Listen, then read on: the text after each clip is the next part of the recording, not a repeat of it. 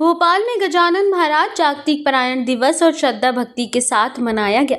इस मौके पर श्री गजानन विजय ग्रंथ का संगीतमय पारायण किया गया, जिसमें भक्ति और संगीत का सुंदर संगम देखने को मिला।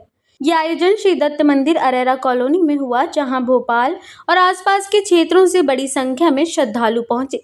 पूरे मंदिर परिसर में भक्ति गीतों जय घोष से माहौल भक्तिमय बना रहा।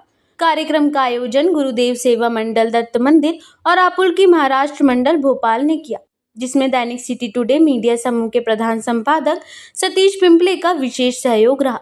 संगीत निर्देशक विनोद वखरे के निर्देशन में हुए पारायण ने भक्तों को भाव विभोर कर दिया। संगीत संयोजन श्रीकांत पिसे और उनकी टीम ने किया। कार्यक्रम के अंत में कलाकारों को सम्मानित किया गया और श्रद्धालुओं को गजानन महाराज का प्रिय झुनका भाकर प्रसाद वितरित किया गया। आयोजकों ने बताया कि इस आयोजन का उद्देश्य समाज में भक्ति, संस्कृति और आध्यात्मिक चेतना को मजबूत करना है।